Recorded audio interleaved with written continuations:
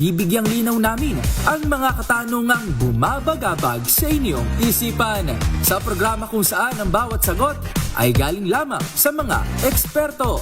Ang Expert's Opinion tuwing linggo alas 3 ng hapon dito lang sa DZRH TV.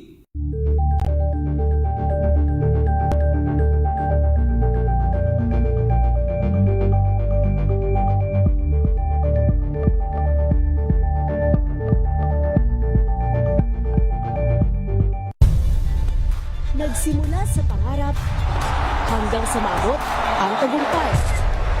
Iba't ibang kwento, iba't ibang mukha ng atletang Pilipino. Mas pinatindi, mas pinalakas, at mas pinaaksyon sa Match Point tuwing Sabado, 12:30 ng tanghali sa DZRH TV.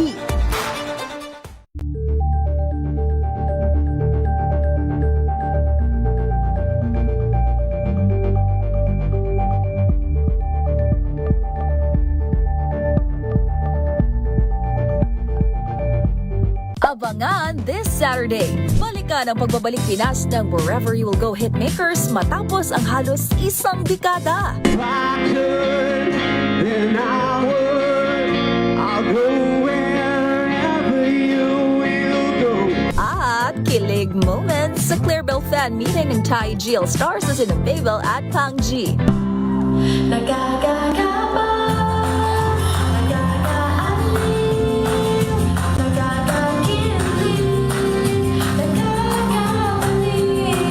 Alas 12 ng tanghali dito lang sa DZRH TV.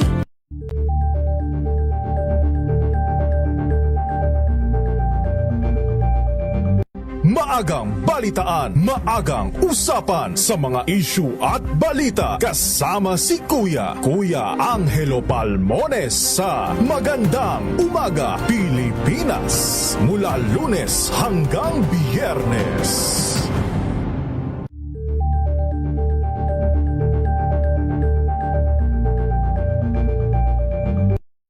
Ng naitalang 17 individual na ang kanilang naaresto. Ng Metro Manila Development Authority o MMDA ang No Contact Apprehension Policy o NCAP sa Metro Manila. Sa ang ilang mga dokumento ay peke. Hindi rin legal ang employment na ipinangako sa kanila. Sa mata ng batas, mananagot ang sangkot at may sala. Dahil sa bawat paglabag, may karampatang parusa. Alamin ang mga pananagutan sa likod ng mga bawal. Dito sa Hoy! Bawal Yan! Tuwing Sabado, alas 11:30 ng umaga. Dito lang sa DZRH TV.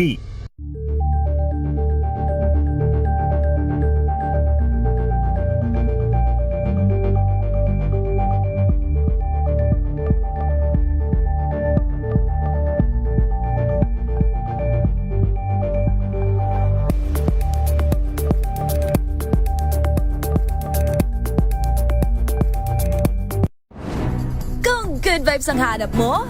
Dito ka na sa sigurado! Mula sa mga istoryang nagbibigay ng inspirasyon hanggang sa mga kwentong may dalang solusyon. Mga balitang pampagaan, pakiramdam at pampaganda ng araw.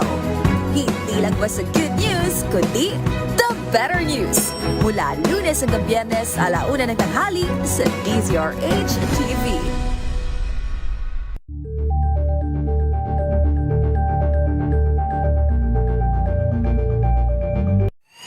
Mga balitang gigising sa inyong umaga. Mga balitang kailangan mong malaman. Mapapakinggan sa ACS Balita sa 2x2 kasama sina Anthony Taberna at Jerry Baha. Lunes hanggang Biyernes.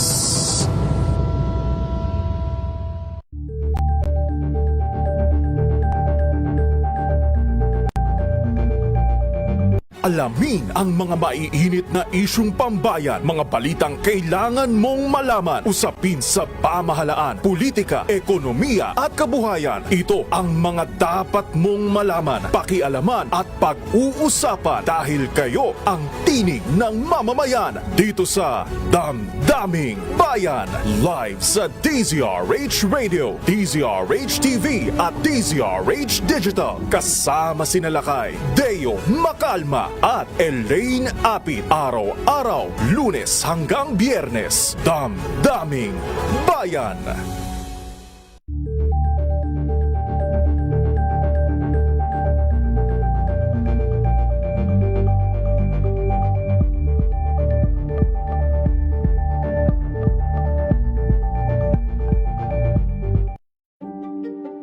Buklatin ang mga pahina. Pakinggan ang boses ng lipunan. Tunghayan ang mga issue mula sa ibang katayuan. Nakakalungkot kasi deserve ba namin ng ganito? Na hindi nila alam kung ano talaga yung kanilang mga karapatan. Yung gobyerno, tinulungan nila yung kanilang magsasaka. Pinapatahimik tayong lahat using various laws. Through education, kayang-kaya nating baguhin yung ganitong klaseng pag-iisip. Isang kwento, iba't ibang anggulo. Dito, sa Point of View.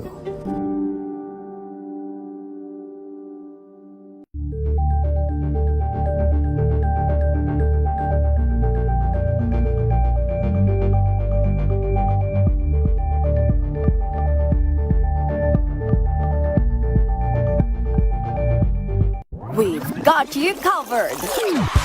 From the hottest hits, exclusive interviews, kilig to the bones fan meet experience, and hataw performances of your favorite stars. Saturdays, 12 noon, dito lang sa DZRH TV.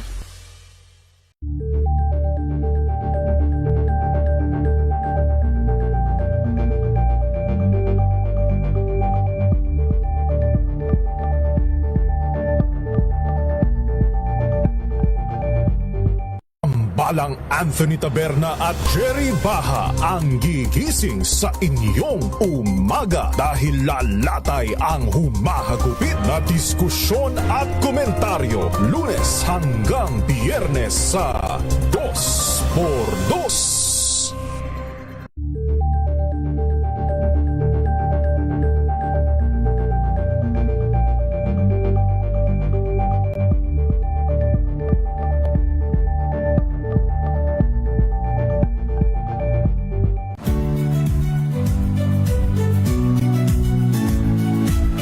Magandang araw mga kaibigan.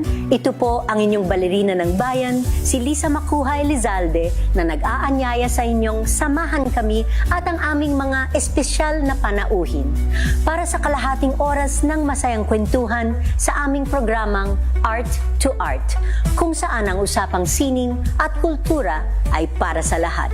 Huwag kaliligtaan, tuwing linggo, alas 3:30 ng hapon, dito lamang sa DZRH Radio, DZRH TV, at via online streaming.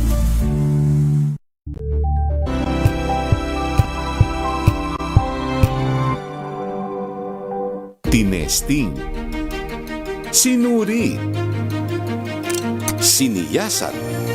Ang resulta? Super effective ang Shield sa pagpatay ng bakterya at virus. Shield Antibacterial Soap. Believe ang mga eksperto sa Philippine Nurses Association. At si Mami. Tiwala ako sa Shield. Shield Antibacterial Soap. Napatunayang mabisa. Ang mga nurse, tiwala. ACS. Ang galing-galing mo. Smart dishwashing paste ko. Pritong ulam na masebo, plato ng kaldero. Tanggaling for everyday. Ganyan pag smart ang dishwashing paste. May double tanggaling formula. Tanggal ang sebo, tanggal ang bakterya. Pahit para walang bahid, linis fantastic sa metal at plastic. Number 1 ko to.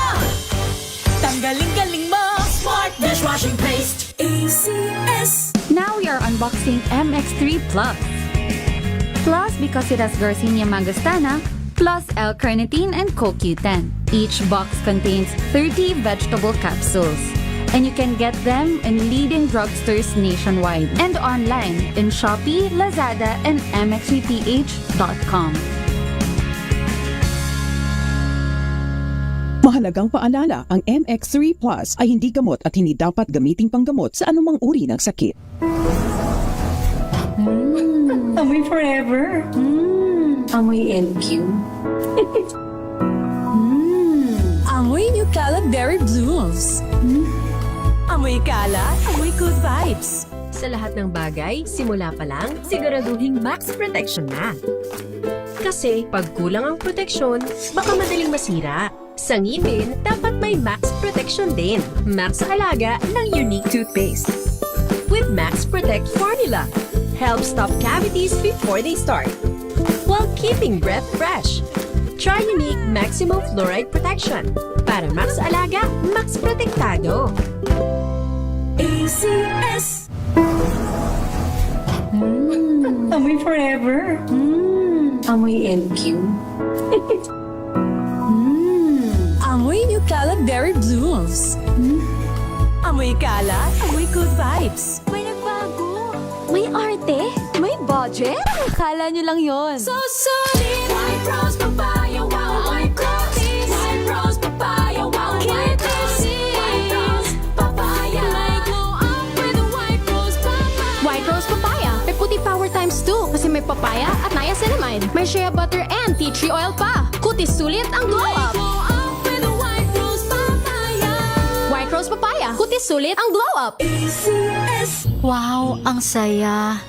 Isang barangay na labada, puro mancha pa. Goodbye, pahinga. Mommy, isang laba lang yan sa Pride Bar Blue. May powerful stain-away enzymes na malupit sa dumit mancha. At di masakit sa kamay. Isang laba lang yan. Hello, pahinga. Hello, Pride Bar Blue. ACS. Sa puso ng kalikasan, natatangi ang prutas ng mangosteen. Ito ay nagtataglay ng antioxidant compounds na alpha, beta at gamma mangosteen. Ang MX3 capsule ay isang food supplement na gawa sa natural na mangosteen. Ito ay tested and proven to help avoid knee joint pain discomfort para iwas-iwas sa sakit with long-term supplementation 2 capsules daily. MX3 capsule. Tunay, natural at original. Mahalagang paalala, ang MX3 capsule ay hindi gamot at hindi dapat gamitin panggamot sa anumang uri ng sakit. Amoy forever. Amoy LQ. Amoy New Caleb Berry Blooms. Amoy kala, amoy good vibes.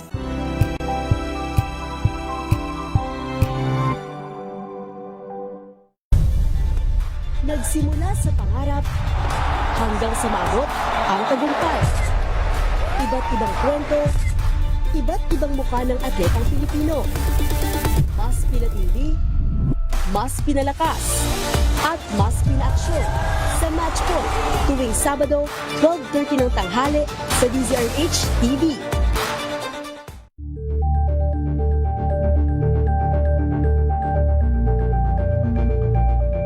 Abangan this Saturday.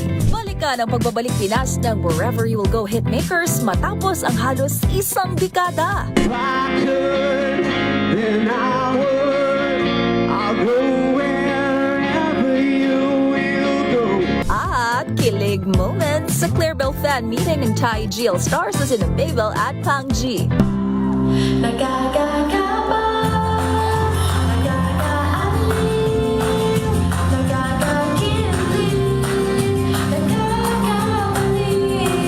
Alas 12 ng tanghali dito lang sa DZRH TV.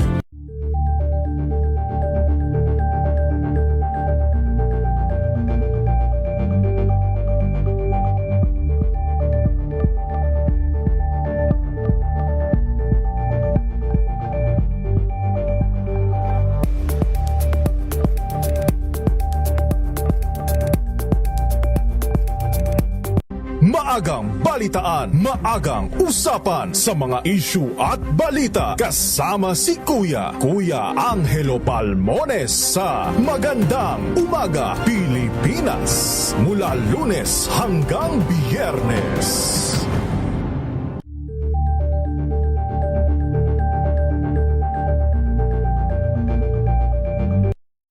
Ng naitalang 17 individual na ang kanilang naaresto. Ang Metro Manila Development Authority o MMDA ang No Contact Apprehension Policy o NCAP sa Metro Manila. Sa ilang mga dokumento ay peke. Hindi rin legal ang employment na ipinangako sa kanila. Sa mata ng batas, mananagot ang sangkot at may sala Dahil sa bawat paglabag, may karampatang parusa. Alamin ang mga pananagutan sa likod ng mga bawal. Dito sa Hoy! Bawal Yan! Tuwing Sabado, alas 11:30 ng umaga. Dito lang sa DZRH TV.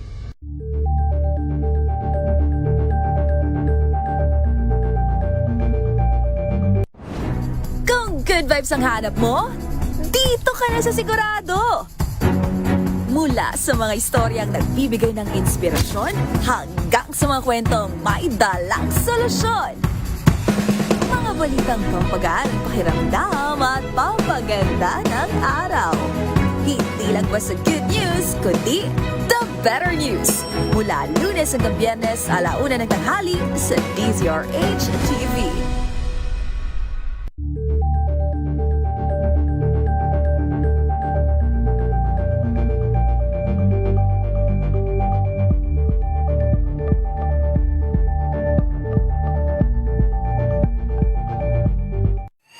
Mga balitang gigising sa inyong umaga. Mga balitang kailangan mong malaman. Mapapakinggan sa ACS Balita sa 2x2.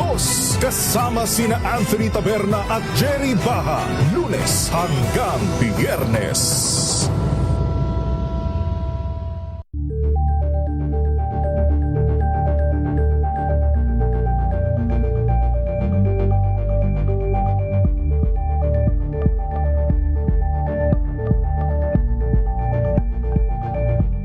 Alamin ang mga maiinit na isyung pambayan, mga balitang kailangan mong malaman, usapin sa pamahalaan, politika, ekonomiya at kabuhayan. Ito ang mga dapat mong malaman, pakialaman at pag-uusapan dahil kayo ang tinig ng mamamayan dito sa Damdaming Bayan.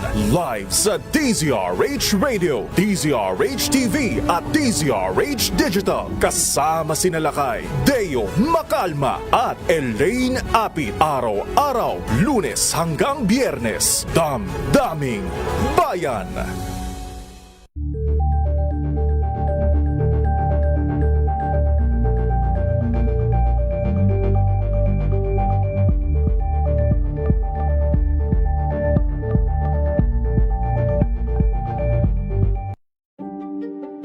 Buklatin ang mga pahina. Pakinggan ang boses ng lipunan. Tunghayan ang mga issue mula sa ibang katayuan. Nakakalungkot kasi deserve ba namin ng ganito? Na hindi nila alam kung ano talaga yung kanilang mga karapatan. Yung gobyerno, tinulungan nila yung kanilang magsasaka. Pinapatahimik tayong lahat using various laws. Through education, kayang-kaya nating baguhin yung ganitong klaseng pag-iisip. Isang kwento, iba't ibang anggulo. Dito, sa Point of View.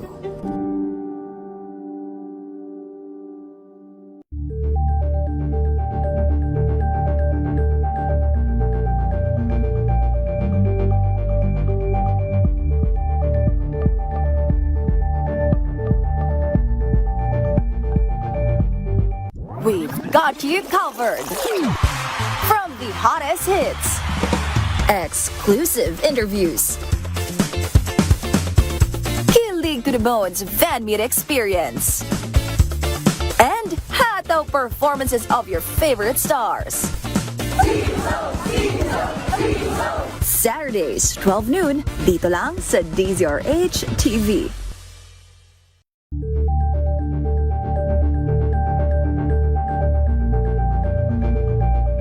Tambalang Anthony Taberna at Jerry Baha ang gigising sa inyong umaga dahil lalatay ang humaga. Togyat, 12 minutos makalipas ang alas 2 ng hapon.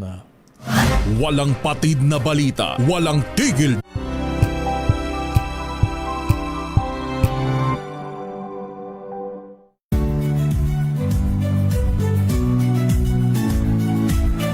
Magandang araw mga kaibigan.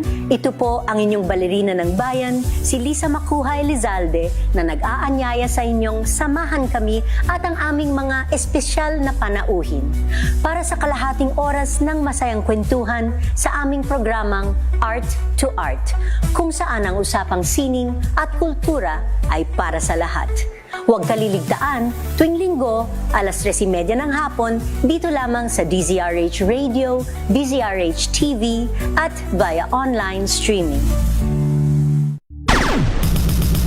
Rapido, rapido, rapido, hataw, balita.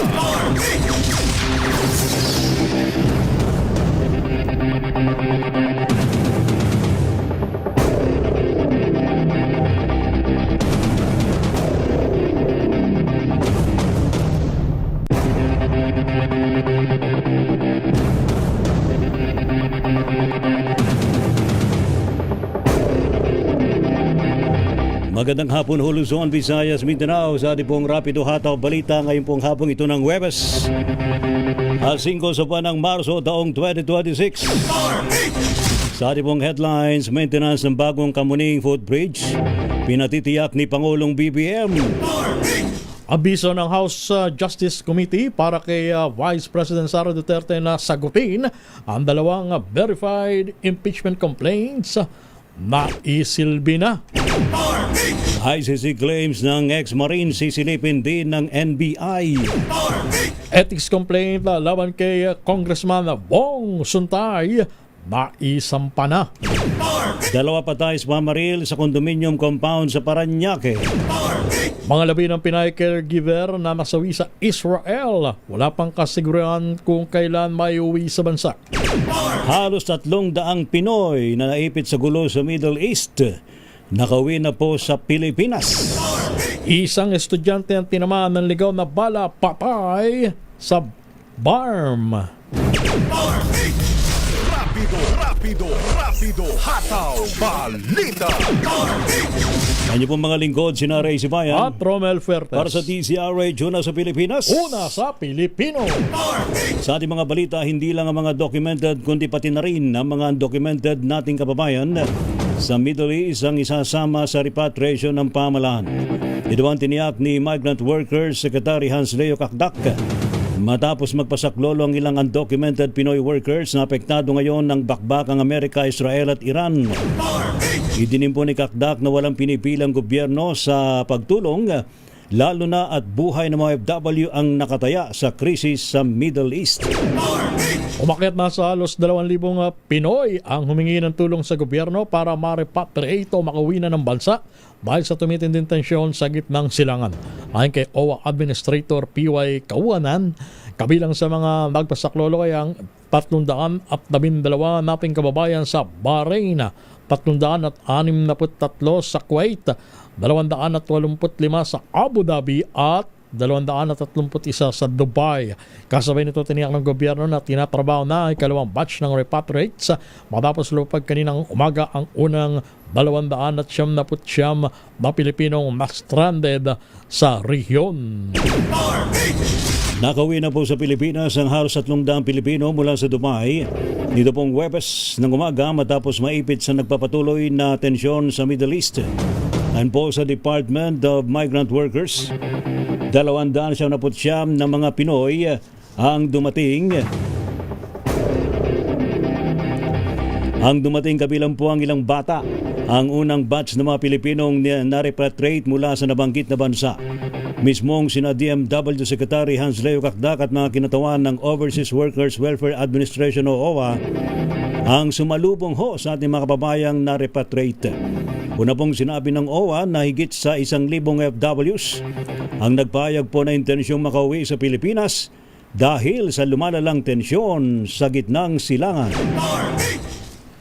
Wala pang kasiguruhan kung kailan maiuwi sa Pilipinas sa mga labi ng Pinay caregiver na si Mary Ann Velasquez de Vera na nasawi sa Israel. Sa isang press conference na iya, ipinaliwanag ni Migrant Workers Secretary Hans Leo Kakdak na naghihintay pa sila ng tamang pagkakataon dahil sa sitwasyon ng airspace sa Israel. Git ni Kakdak, kailangan ikonsidera ang seguridad ng mga airport operations at mga bansang bansang dadaanan bago tuluyang maiuwi ang mga labi ng biktima. Siniguro naman ang kalihim na ibibigay ang mga kinakailangang tulong sa pamilya ni De Vera gaya ng pinansyal, burol at libing. 2 ang patay habang 4 naman ang sugatan sa nangyaring shooting incident sa may condominium complex sa Parañaque City.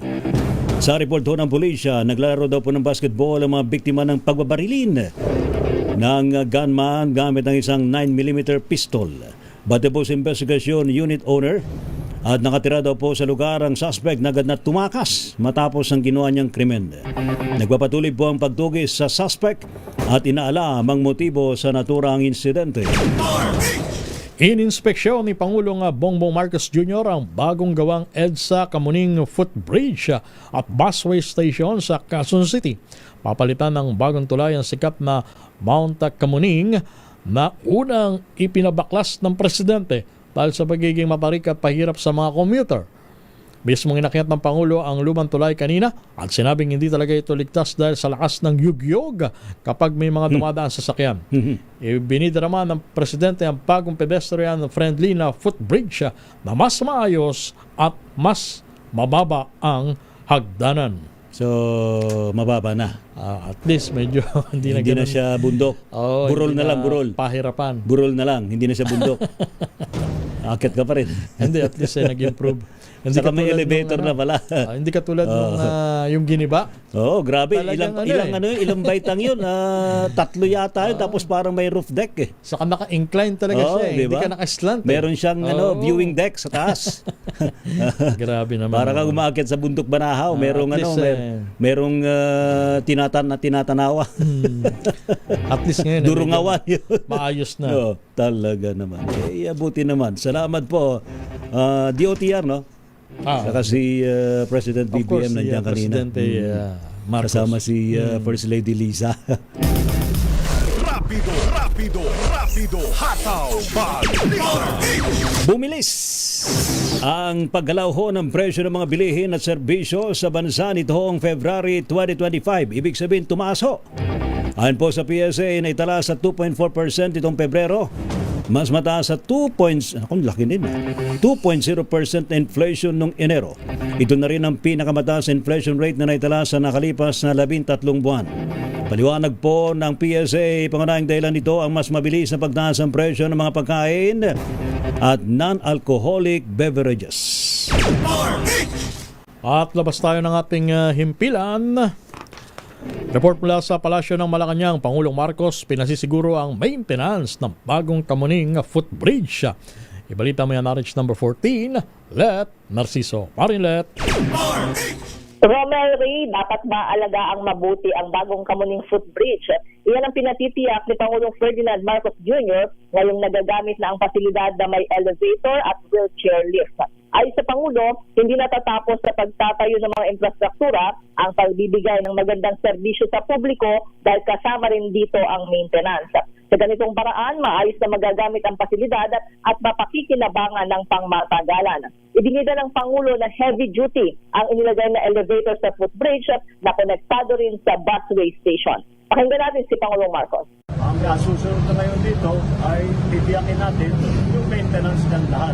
Meron pa tayong elevator ngayon. Yung elevator, kailangan laging maandar. Kaya tiniyak namin na yung design ng elevator, heavy duty. Kasi talagang todo ang gamit niya. Si Pangulong Bongbong Marcos. Ito si Let Narciso para sa DZRH. Una sa Pilipinas, una sa Pilipino. Thank you. Salamat, Let. Mga opisyal at tauhan ng DFA, DMW at maging ng HOMA sa Middle East, hinamon daw ho na magpakitang gilas sa ating mga kababayang Pinoy ngayon na may gyera doon. Report mula kay RH28, Lakay Raymond at Paas. Lakay Raymond. Kinalampag ni Senador Erwin Tulfo bilang chairman ng Senate Committee on Foreign Relations sa mga opisyal at tauhan ng Department of Foreign Affairs, Department of Migrant Workers at OWA na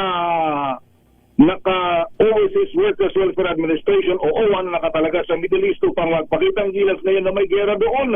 Ito'y kasunod ng mga reklamong kanilang tinatanggap mula sa mga FW sa iba pang kababayan natin na walang sumasagot sa mga hotlines ng mga embahada Hamon ni Senador Erwin, dapat ipakita ng mga opisyal at empleyado ng mga nasabing ahensya na may gobyerno na handang tumulong sa ating mga kababayan, lalo na ang mga OFW. Banggit ng Senador, this should be the shining moment para sa kanilang lahat at patunayan na nakaagapay sa mga OFW ang gobyerno.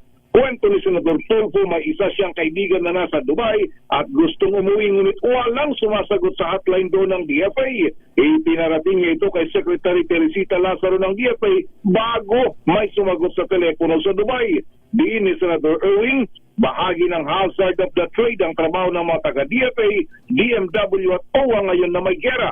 Hindi maaring sila ang mauunang magtatago at wala nang aalalay sa ating mga kababayan doon dahil kapag peacetime o tahimik sa kanilang lugar ay wala namang ginawang mga ito kundi mamasyal at tumanggap lamang ng allowance.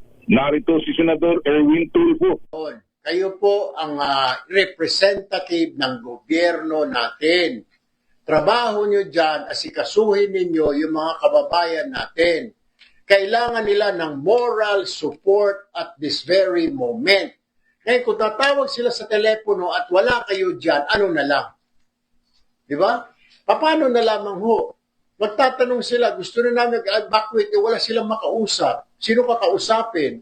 Nakaka-demoralize. Takot na takot ka na nga dahil may mga bomba dyan. Gusto mong tulong, hingi ka ng tulong sa gobyerno. Nakakahiya naman.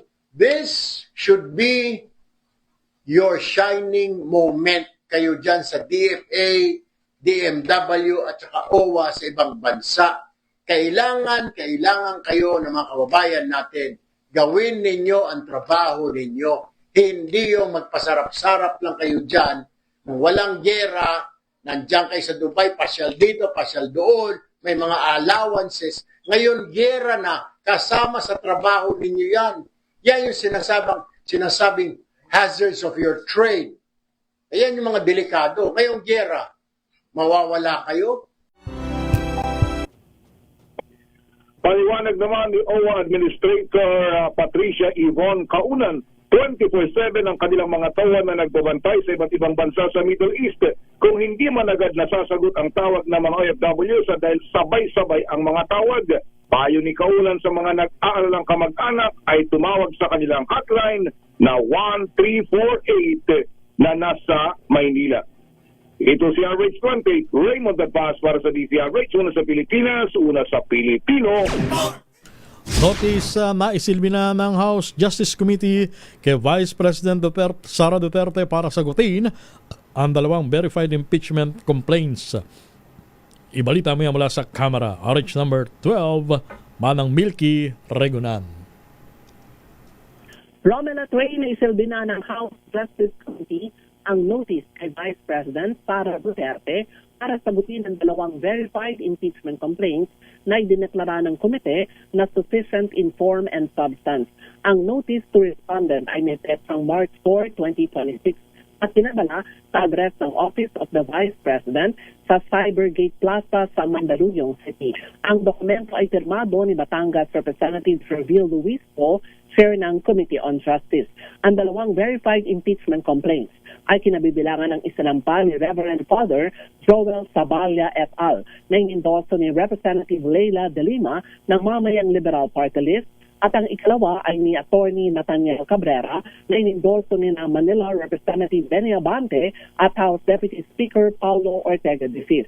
Base sa House Rules, may 10 araw si VP Sara na sumagot sa reklamo. At ang pag-ibigyo nitong sagutin ay mangahulugan ng waiver o general denial pero itatakda pa rin ang mga pagdinig.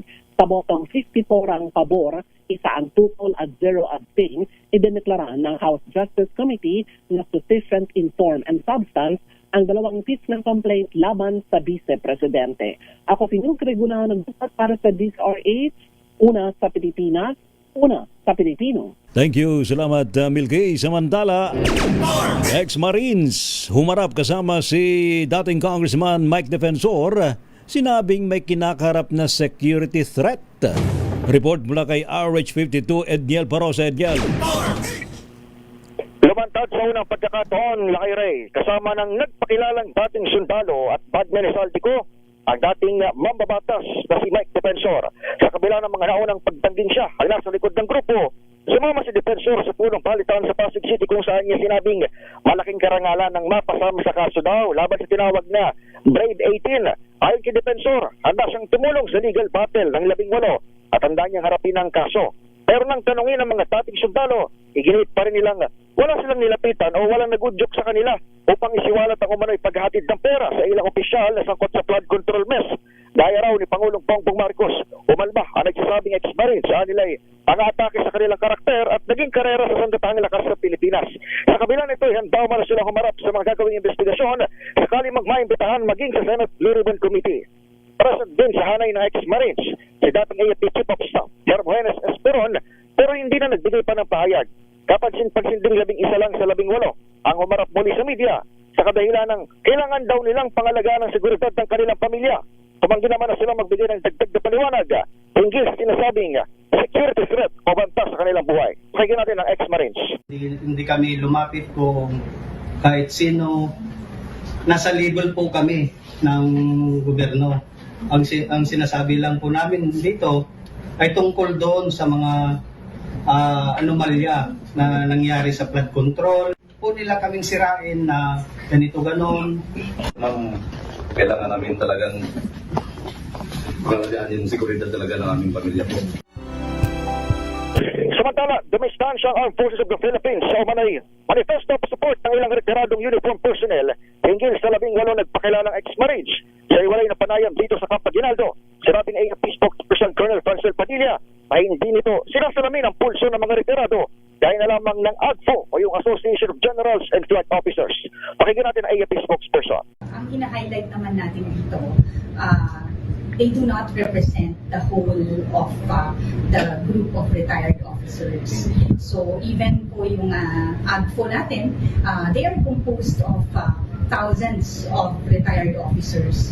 And yung ito pong numbers that are there na nakapirma, not necessarily po that they are the ones representing the whole group. Ako naman si Edniel Barrosa ng DZRH. Una sa Pilipinas, una sa Pilipino. National Bureau of Investigation, sisilipin din ang ICC claims mula sa ex-Marines o yung grupo ng mga nagpakilalang dating miyembro ng Marines. RH number 15, Giselle Ricafort. Giselle. Sisilipin din ng National Bureau of Investigation ang aligasyon ng 18 na nagpakilala na dating sundalo tungkol sa mga investigador ng International Criminal Court. Ayon kay NBI Director Attorney Melvin Matibag, kabilang sa iimbestigahan nilang anggulo yung timing ng expose ng mga dating sundalo na itinaon doon sa confirmation of charges hearing ni dating Pangulong Rodrigo Duterte. Nilinaw naman ng direktor na hindi layo ng investigasyon ng Bureau na i-discredit yung aligasyon ng kampo ni Attorney Levi Baligod. Sabi niya, katotohanan at ebidensya lamang yung direksyon ng NBI kagaya ng panawagan ng sambayan ng Pilipino. Pero malinaw daw sa batas, ayon kay Matibag, ang maaaring pananagutan ng mga nagpakilalang sundalo kung mapatunayang nagsisinungaling sila sa affidavit. Una nang sinabi ni Attorney Levi Baligod na bahagi umano ng pondo mula sa flood control scandal ang inilaan doon sa mga ICC investigator na nag-imbestiga sa Duterte War on Drugs. Inutusan umano ni resigned Congressman Saldico yung mga dating sundalo na ipapalit ang 2 maleta na may 56 na milyong piso para sa mga foreigner na kalaunan. Natukoy umanong mga ICC official na nooy nakatakdang kausapin ang mga testigo. Ito si Giselle Ricafort para sa DZRH, una sa Pilipinas, una sa Pilipino. Thank you, Giselle. Samantala, dating LTO Chief at ngayon na LTFRB Chairman Vigor Mendoza II, abay nareklamo daw po sa Ombudsman dahil naman sa paniningil ng computer fee sa registration ng mga sasakyan. Report mula kay RH5 Val Gonzalez. Val.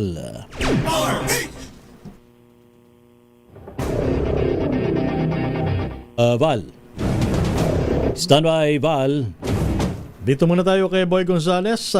Mahigit sa 750,000 pisong halaga ng marijuana mula sa Canada, nasabat ng Bureau of Customs at Philippine Drug Enforcement Agency sa Clark. RH number 29, Boy Gonzales. Boy. Nasabat ng pinagsalib na puwersa ng Bureau of Customs, Philippine Drug Enforcement Agency at Clark Interagency Task Force Against Illegal Drugs ang isang parcel na naglalaman ng high-grade marijuana na tinatayang nagkakalaga ng 756,000 pesos. Ang parcel na nagmula sa Canada at dineklarang women's shirt ay patungo sana sa Dasmariñas City sa Cavite nang ito ay maharang sa Clark International Airport noong huling linggo ng Pebrero. Na-flag ang shipment matapos sa makatanggap ng impormasyon ng PDEA dahilan upang isailalim ito sa X-ray scanning at K9 inspection bago isinagawa ang masusing pisikal na pagsusuri. Sa inspeksyon na diskubre ng mga otoridad ang 6 na pakete na nakabalot sa aluminum foil na naglalaman ng transparent plastic pouches na may tuyong dahon at fruiting tops na hinihinalang high-grade marijuana na may bigat na humigit kumulang sa 504 na gramo. Kinumpirma naman ng chemical analysis ng PDEA na marijuana ang nabanggit na laman ng parcel na itinuturing na mapanganib na droga sa ilalim ng Republic Act No. 9165. Ayon kay Ariel Nepomuceno, Commissioner ng BOC, patunay ang nabanggit na operasyon na matibay na koordinasyon ng mga ahensya ng pamahalaan upang mapigilan ang pagpasok ng iligal na droga sa bansa.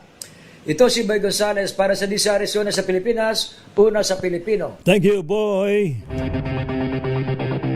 Ating balikan mga kaibigan na report mula kay Val Gonzales. Val. Ray, pinababalik ng isang nagpapakilalang transport group ang anilay lahat ng computer fee na ibinayad ng mga operator ng public utility vehicle simula January 28 noong nakalipas na taon na nagkakahalaga na ng 169 million pesos. Ito ang laman ng reklamong inihain ng grupong FELTAP o Federated Land Transport Organization of the Philippines sa Office of the Ombudsman ngayong araw. Ayon sa grupo, walang legal na batayan na ito ng 169 kada renewal ng PUB registration na nila'y mabigat para sa mahigit 60,000 maliliit na PUB operators. Git ng grupo, malinaw na lamang daw ito nitong si Mendoza sa IT service provider ng ahensya nung ang chief ng land transportation. Samantala sa official statement naman ni Mendoza na ngayon ay chairman ng LTFRB, hindi pa rin aniya makamove on ang ilang individual grupo na labis aniyang tinamaan sa mga agresibong reforma sa patakaran na kanyang ipinatupad para mapabilis, mapadali ang serbisyo ng LTO na napakikinabangan na ngayon ng lahat kasama na ang transport sector. Gayunpaman, sabi ni Mendoza, ginagalang at ginagalak niya ang pagtungo sa ombudsman ng tinawag niyang self-proclaimed transport group na ito para malinawan sila sa lumang isyo na paulit-ulit na lamang daw. Gate ng opisyal, isang bagay lang ang tiyak sa pag-aayos nila ng kaso. Hindi ani ito tungkol sa pananagutan kundi simpleng desperasyon lang para daw makaganti. Gonzales, DJ na sa Pilipinas, una sa Pilipinas. Maraming salamat, Val Gonzales. Samantala, isang OFW na mahigit dekada ng pakas dahil sa kasong estafa, arestado sa arrival area ng NAIA. RH number 27, Mr. Noche. Kakas, Mr. Noche. Romel Talakay Ray, sinalubong ng posa sa Dinoy Aquino International Airport, Terminal 3, sa lungsod ng Pakistan Overseas sa Filipino workers. Ito ay makaraang silbihan ng Guardia Bares sa arrival area ng paliparan. Ayon sa report na nakarating sa PNP Aviation Security Group, ang 36 anyos na returning OFW ay galing sa bansang Thailand. Habang nasa immigration checkpoint ang OFW, lumitaw sa system ang alert na napag-alamang may mahigit 10 years ng wanted dahil sa estafa case sa Maynila na may piyansa sa halagang 49,000 pesos. Nasa kustodiya na ng Santa Mesa Police Station 8 sa Maynila ang akusadong OFW. Arit sa 27 at sika sa DCRA, una sa Pilipinas, una sa Pilipino. Maraming salamat, Noche Kaka. Samantala, floodgate at navigation gate sa bahagi ng coastal dike sa Manila Bay, pinasisiguro na. Tapos na Arrest number 23, Edwin Duque. Sa detalye, Edwin. Colonel sa sinagawang na BPK Panagmamindi at BPK kung ano na ang na sa preventive maintenance ng navigation gate na nasa border ng Malabon at Tabutas. Pagkamat nagagamit na ito mula ng 2 beses na sinagawa ng kontraktor na rekomendado ng DPWH. Pero andyan pa rin ang napatamba na maaari pa rin pagkakay dahil sa katandaan na ng navigation gate. Ang navigation gate ay nagsisipin po sa nagpahalong tubig wala naman na matilipin. At kapag wala ito, ay papahayin ng lugar sa Malabon at Tabutas. Bilang na natibilis matapos ay ang ginawa na ginawa na sa coastal guide ng DPWH. Sa report ng 2 ahensya, halos 4 na ang natapos at may 2 pang hindi natapos kanan. Masira na nagdulot ito ng paglubog ng halos malaking porsyento ng Tabutas.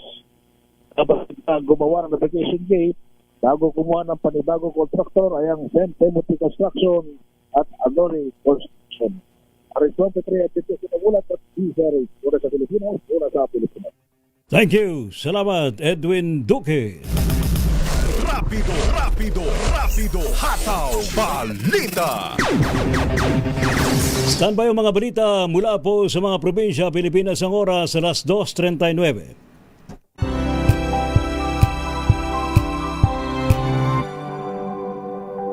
Hello, Washi! Laundry day na naman! Yay! Anong meron? Mancha ng chocolate, putik, may libag pa! Kaya natin yan!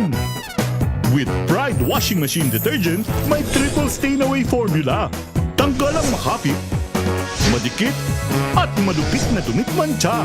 Kaya easy-easy ang labada. Mula noon hanggang ngayon! All you need is pride! All you need is pride! ACS. Here are top 3 reasons why you should get your hands on MX3 capsule. 1. It has alpha, beta, and gamma mangosteen. 2. It's cholesterol and fat-free. 3. MX3 is proudly Pinoy made and has garnered multiple international awards. So what are you waiting for? Dito ako sa tested and proven ko na. MX3, dito ako bilib. Mahalagang paalala, ang MX3 capsule ay hindi gamot at hindi dapat gamiting panggamot sa anumang uri ng sakit. Amoy forever. Amoy LQ. Amoy New Cala Berry Blooms. Amoy Cala, amoy good vibes. NBC Milliones! NBC Milliones! Mamimigay na naman kami dito sa MBC ng 1 million pesos! Sa isang malinis na papel, ilagay ang iyong name, age, address, phone number at pirmahan. Ipasok sa loob ng isang white legal-sized envelope. Kalakip ang alinman sa mga required proof of purchase o POP. At sa labas ng envelope, ilagay ang NBC Milliones 2026, ang POP na ginamit at ang MBC station na iyong sasalihan. Ihulog ang iyong entry sa mga drop boxes na matatagpuan sa MBC station sa inyong lugar. DZRH, Love Radio, Yes FM, Easy Rock, Aksyon Radio. Pagkakataon na manalo ng hanggang 1 million pesos sa Grand Draw at libo-libo pa in cash prizes sa 10 weekly draws sa mga MBC stations nationwide. Dito sa MBC Milliones 2026. Sali na! MBC Milliones is brought to you by Pride Detergent, Smart Dishwashing, Shield Bath Soap, Unique Toothpaste, White Rose, Charm Fabcon, Star Wax Floor Wax, San Miguel Pale Pilsen. See posters or visit our Facebook page for more details. Promo period is from January 10 to March 27, 2026. DTI Fairtrade Permit number FTEB 244864, series of 2025. Drink responsibly. Amoy forever. Amoy LQ. Amoy New Cala Berry Blooms. Amoy Cala, amoy good vibes.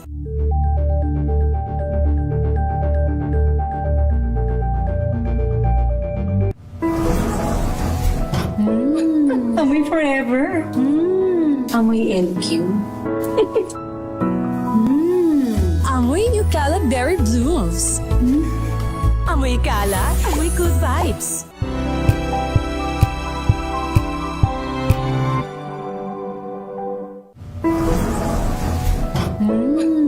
Amoy forever. Amoy LQ. Amoy New Cala Berry Blooms. Amoy Cala, amoy good vibes.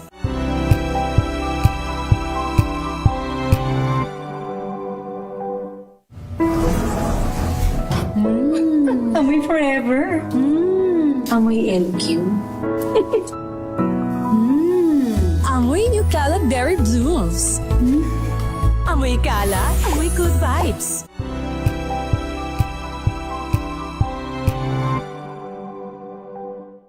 Maagang balitaan, maagang usapan sa mga issue at balita. Kasama si Kuya Angelo Palmones sa Magandang Umaga Pilipinas. Mula Lunes hanggang Biyernes.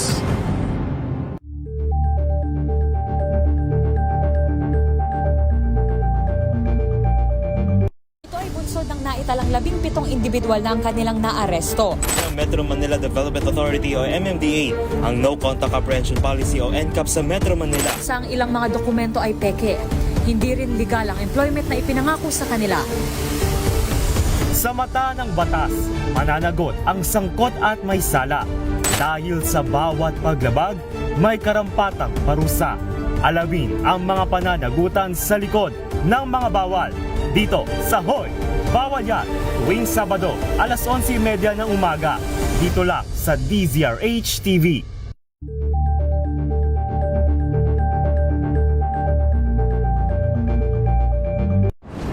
Kung good vibes ang hanap mo, dito ka na sa Sigurado! Mula sa mga istoryang nagbibigay ng inspirasyon hanggang sa mga kwentong may dalang solusyon. Mga balitang pampagaan, pakiramdam at pampaganda ng araw. Hindi lang basta good news, kundi the better news. Mula Lunes hanggang Biyernes, 1:00 ng tanghali sa DZRH TV.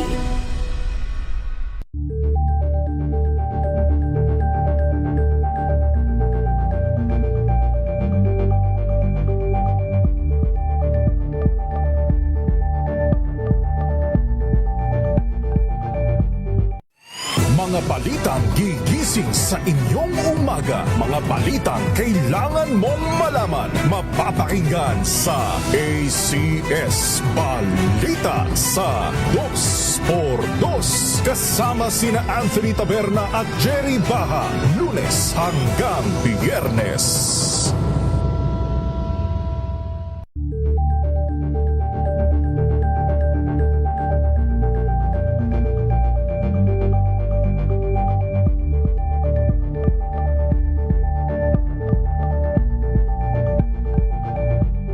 Alamin ang mga maiinit na isyung pambayan, mga balitang kailangan mong malaman, usapin sa pamahalaan, politika, ekonomiya at kabuhayan. Ito ang mga dapat mong malaman, pakialaman at pag-uusapan dahil kayo ang tinig ng mamamayan dito sa Damdaming Bayan. Live sa DZRH Radio, DZRH TV at DZRH Digital. Kasama sinalakay Deo Macalma at Elaine Apit. Araw-araw, Lunes hanggang Biyernes. Damdaming Bayan.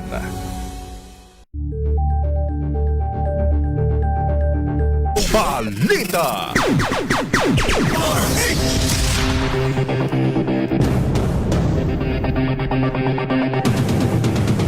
Sa ating pa rin po mga balita mga kaibigan sa Rapido Hataw Balita. Update mula sa Kamara, ethics complaint laban kay Congressman Bong Suntay. Ito po ay nahiharap na ng Gabriela Women's Party. Report mula kay RH12, Milky Regunan. Milky. Ray at Romel, nanguna ang Gabriela sa grupo ng mga kababaihan na nagsampa ng ethics complaint laban kay Representative Bong Suntay ng Quezon City.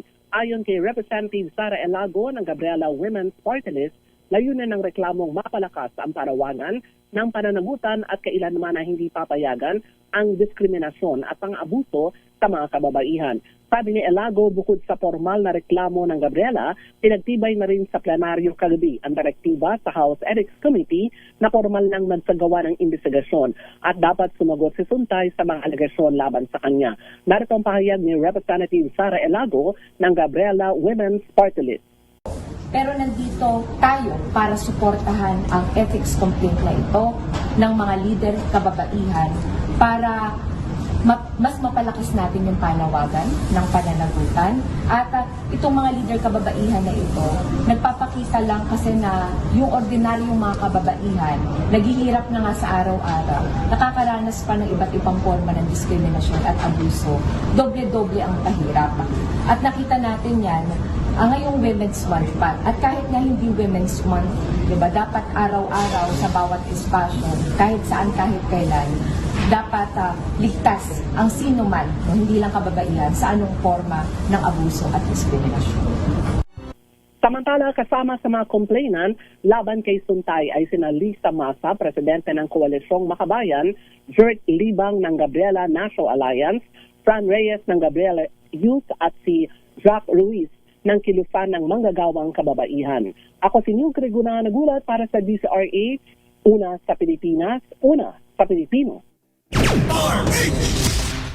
Balita mula sa iba't ibang lalawigan, estudyante patay dahil sa stray bullet sa Nabalawag Special Geographic Areas o SGA na matatagpuan sa BARM. RH number 19, June, di makutak. June. Yes, Kuyang Romel, Lakay Ray, isang panibagong insidente ng pagkamatay ng isang estudyante dahil sa umano'y tama ng stray bullet sa barangay Damatulan, Nabalawag Special Geographic Area o SGA BARM. Ang biktima ay kinilalang si Nadia Haron, 19 years old, senior high school student ng Langayan Agricultural Cooperative Incorporated. Batay sa initial investigation ng Nabalawag Police Investigator, sa mukha ang tama ng bala ng biktima na siyang dahilan ng agaran nitong pagkasawi. Ayon pa rin sa Nabalawag PNP, umuwi ang biktima mula sa kanilang eskwelahan dahil sa tumitinding putukan ng mga naglalabang grupo malapit sa kanilang barangay. At habang nag-aal sa balutan na ang biktima kasama ng kanyang pamilya para lumikas, bigla na lamang humandusay ang biktima. Ayon sa ilang kaanak ng biktima, ilang oras bago na ilibing, hinahanap ang biktima ng kanilang guro na pumasok na. At halos hindi man makapaniwala na ang mga guro at classmates sa sinapit ni Nadia.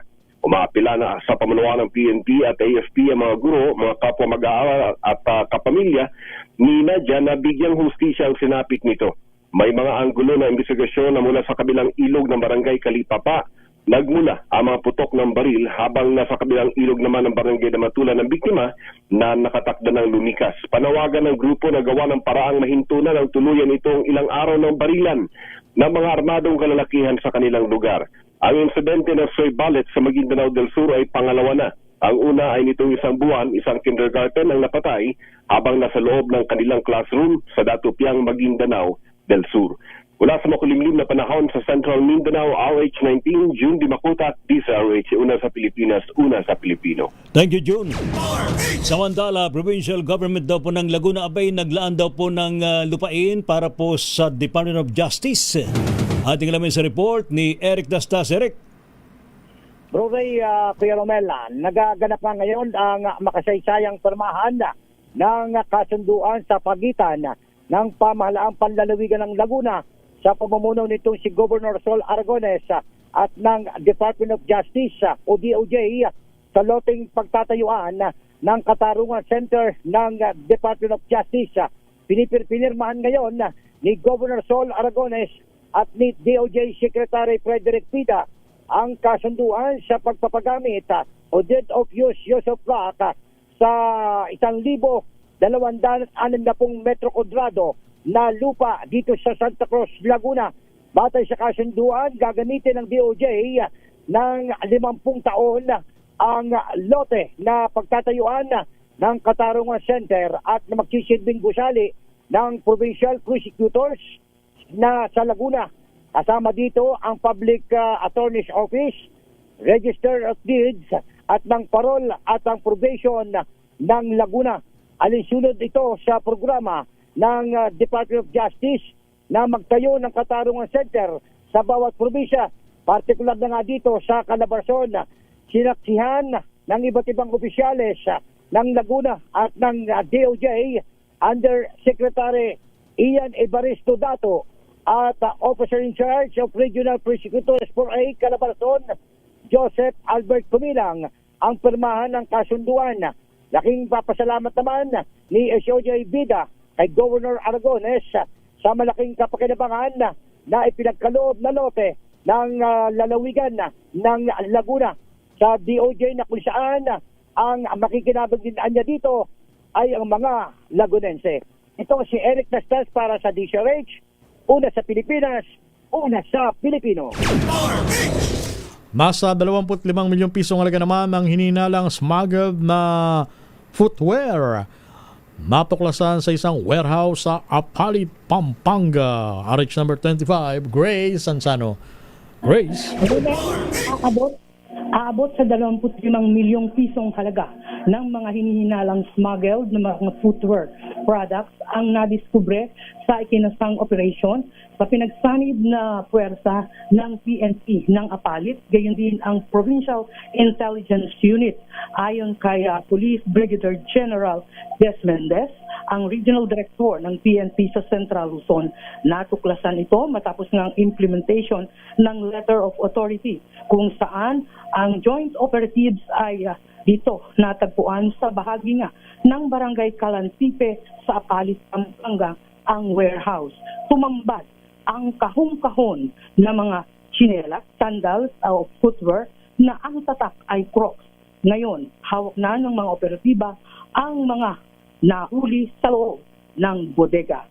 Patuloy ang kampanya ng PNP Central Luzon hinggil sa mga smuggled na pumapasok sa ating bansa.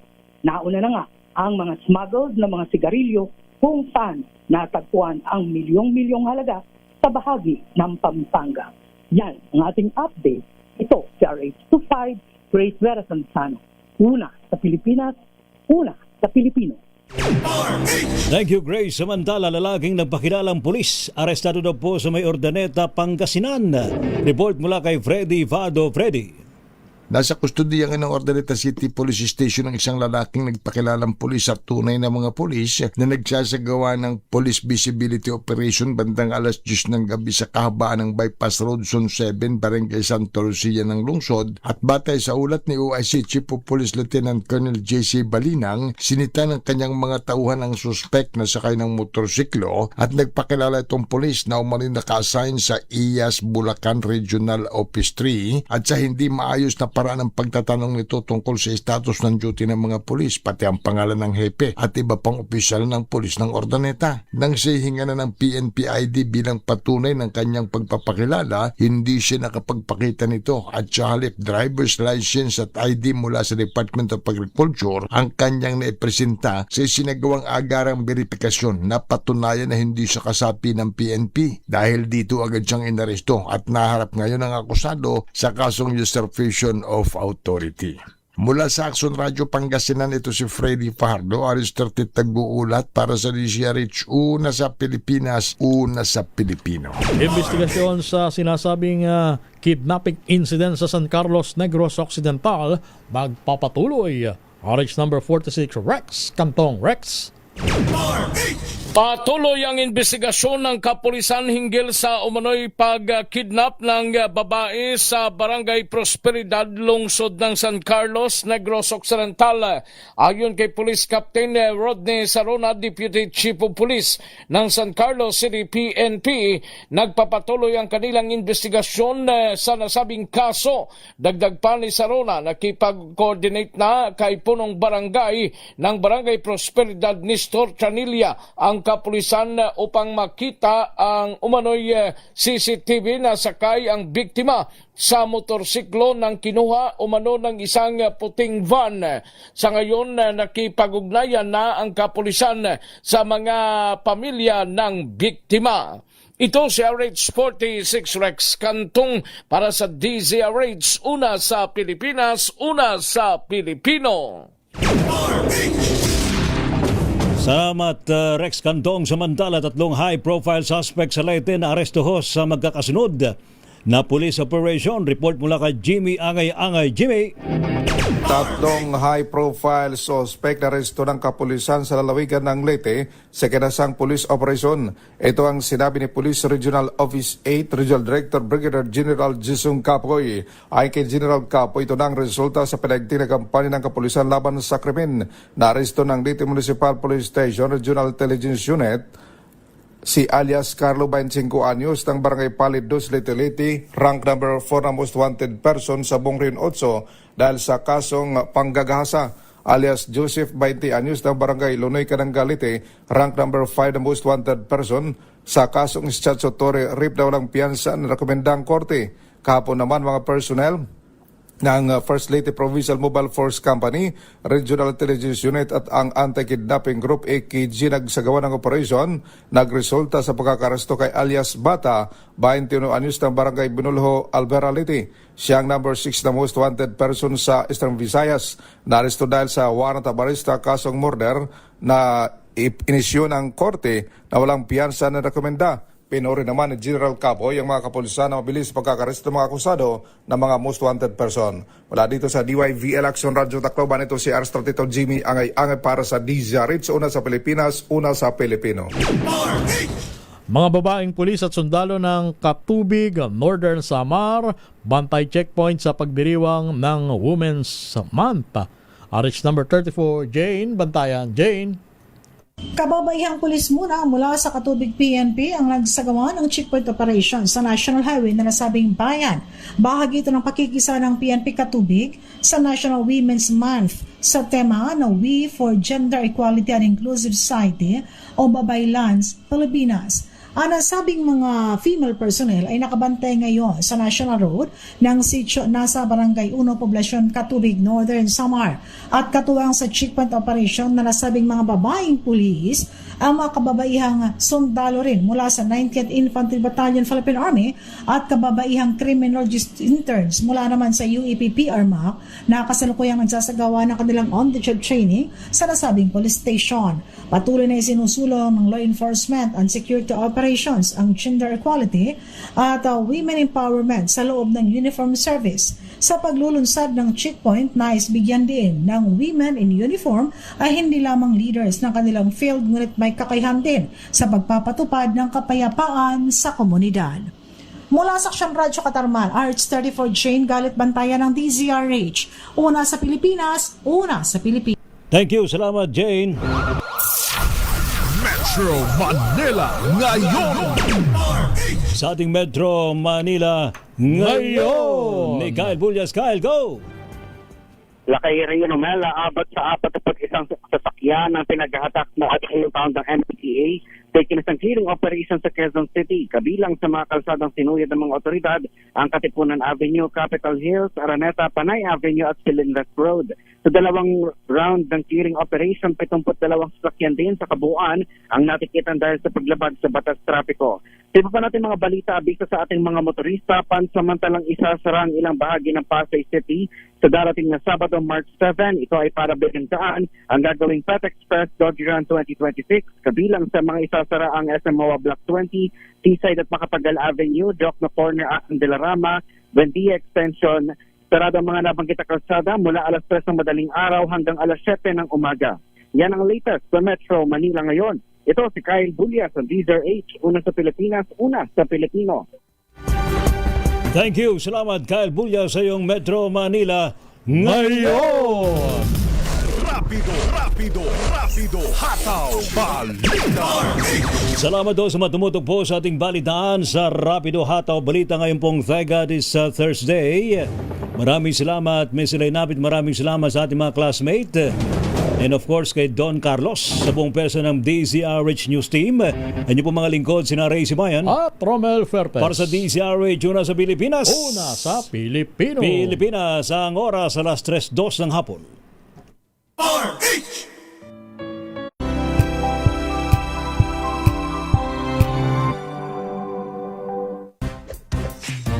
Ang galing-galing mo, Smart dishwashing paste ko, Pritong ulam na masebo, plato o kaldero. Tanggaling for everyday. Ganyan pag smart ang dishwashing paste. May double tanggaling formula. Tanggal ang sebo, tanggal ang bakterya. Pahit para walang bahid, linis fantastic sa metal at plastic na barakuta. Tanggaling-galing mo, smart dishwashing paste. ACS. How you spend your morning can often tell you what kind of day you are going to have. Me, I always start my day with a fresh cup of my favorite MX3 coffee. Mahalagang maalala